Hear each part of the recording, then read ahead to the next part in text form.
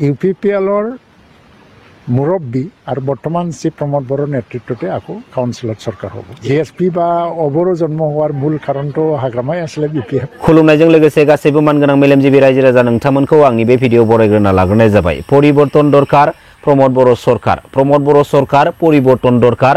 लोगोसे गोजोन सान्थि गायसनलांनायनि गोख्रों स्लगानजों थांनाय 2020-27 जानुवारि बिटिआर एग्रिमेन्टनि उनावहाय जोंनि बिटिसि पलिटिकेल सिस्टेमाव मानगोनां प्रमोद बर' बिथाङा एन्ट्रि मारि फैदोंमोन। दिनै मानगोनां प्रमोद बर' बिथांनि बिटिसि गभर्नमेन्ट सालायफुबाय थानाय समावनो सोलोंथाइ बिफाननि सिङाव गोबां रां जाख्ल'नायनि अजद दैखांनायखौ जों नुनो मोन्दों। आरो दिनैयो बे सोलोंथाइ बिफाननि सिङाव सोलोंथाइ आयदानि सिङाव जायफोर सुबुंफोरखौ नाम मेनसन खालामनानै जाख्ल'नायनि अजद दैखांनानै आसाम स्टेटआ दिनैयो लिस्ट वाइज दिनै बानायनानै हरदों।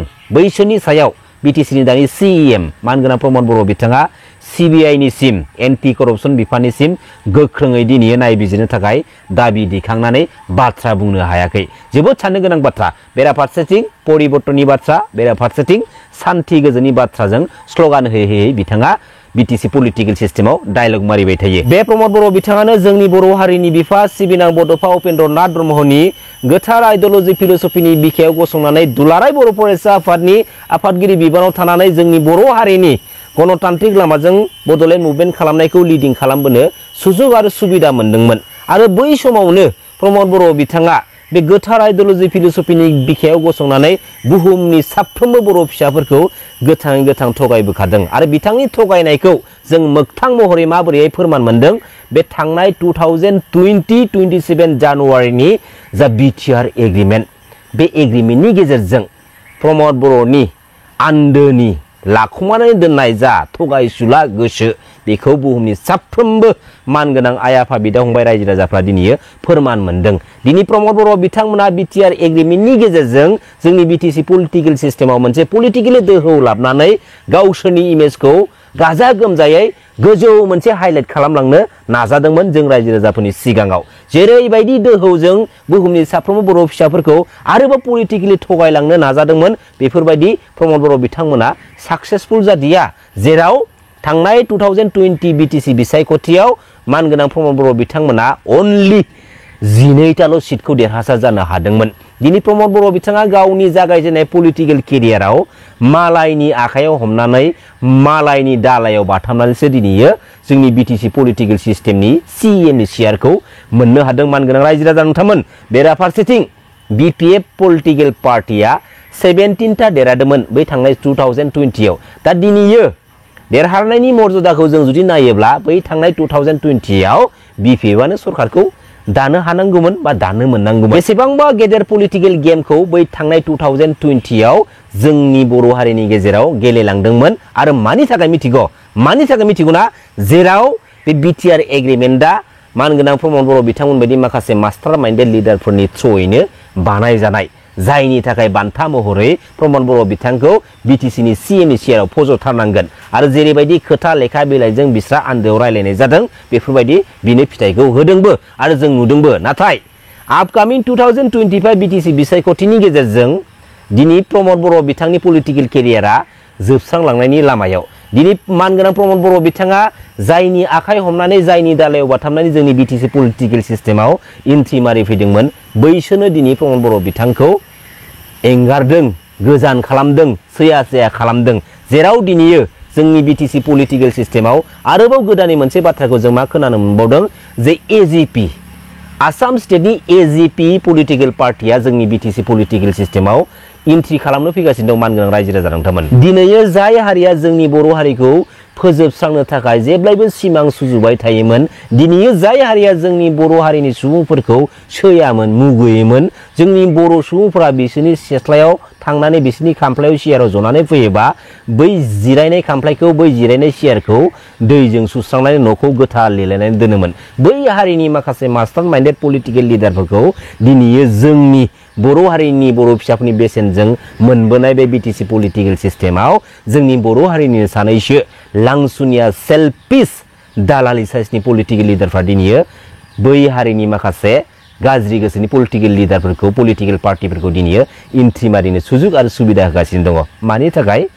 बेनिफिट्स रां आन्दोआव रां मोन्दों आन्दोआव चिट पावारनि एसे गोहो मोन्दों बेनि थाखाय दिनै जोंनि बर' हारिनि जायफोर लिडारफ्रा जायफोर पलिटिकेल लिडारफ्रा गावबा गावनि मोन्थायखौ मोननो थाखायनो एसेबां थार्ड क्लास लेभेलनि गाज्रि पलिटिकेल गेम प्लेखौ बे जोंनि बर' हारिनि बिखायाव गेलेलांनो सानदोंना सिमां सुजुदोंना एक्चुअली हारिखौ जुदि अनोब्ला हारिखौ जुदि फोथांना लाखिनो सानदोंब्ला हारिनि थाखाय मोजां सिमां सुजुगाब्ला प्लिज अन्नानै जोंनि बर' हारिनि बिखायाव गुबुन हारिनि सुबुंजों लोगो जानानै डार्टी पलिटिकेल गेम प्ले गेलेनायनिफ्राय गोजानाव थायोब्ला मोजां जागोन दिनै जों मानि थाखाय सोमावसारदोंमोन सोमावसारनायनि मिनिंआ जेबोआनो थादिया जेब्ला मानगोनां हाग्रामा महिलारि सारा 17 इयार्स बिटिसि गभर्नमेन्टखौ सालायबाय दंमोन अब्ला समाव रावबो मोनसेबो आदार्स पलिटिकेल पार्टिया जोंनि बिटिसि पलिटिकेल सिस्टेमाव एन्ट्रि मारिनो हायाखैमोन गोहोम खोख्लैहोनो हायाखैमोन नाथाय जेब्ला मानगोनां प्रमद बर' बिथाङा जोंनि बिटिसि पलिटिकेल सिस्टेमाव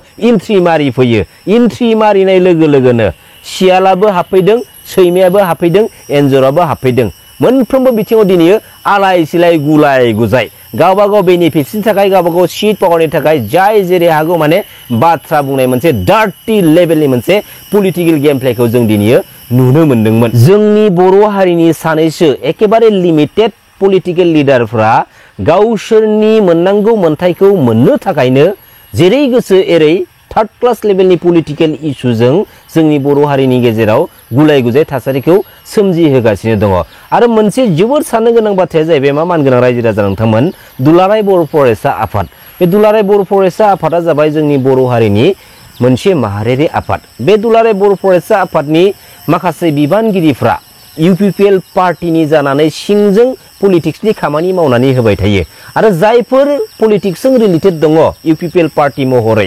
बैसोर दुलाराय बर' फरायसा आफादनि बिबानगिरिफ्रा गुबुन मोनसे पलिटिकेल पार्टीनि लिडारफ्रा दैदेनगिरिफ्रा बबेबा मोनसे बर' गामियाव बा गावसोरनि एरियानि सिङाव पलिटिकेलि केम्पिं खालामनो थाङोब्ला बा एरियाफोरखौ नायबिजिरनो थाङोब्ला बै माखासे पलिटिक्सजों सोमोन्दो थानाय दुलाराय बर' फरायसा आफादनि बिबानगिरिफ्रा होसोनाय जागोन बुनाय जागोन दिगदार दङ नेक्स्ट टाइमनिफ्राय बे एरियायाव फैनांला बेफोरबायदि हुंखार होनाय माखासे गोथां जाथायफोरखौ बुहुमनि साफ्रोमबो बर' फिसाफ्रा नुखालांजोब्बाय नंगौना नङा मानगोनां रायजो राजा नोंथांमोन नाथाय जेब्ला बर' हारिनि बिफा सिबिनां बड'फा उपेन्द्र नाथ ब्रह्मनि मुसुखाजों बै दिल्लीयाव मोनसे लामाखौ बेखेवनाय जादोंमोन बै सानखालिनो आसामिस कमिउनिटिनि सासे आसामिस सुबुङा जोंनि बर' हारिनि बिफा सिबिनां बड'फा उपेन्द्र नाथ ब्रह्मखौ सहायथावनो हायै नायथावजायै माखासे थार्ड क्लास लेभेलनि गाज्रि रावजों लिरनानै ससियेल मिडियायाव मोनसे कमेन्ट पोस्ट खालामदोंमोन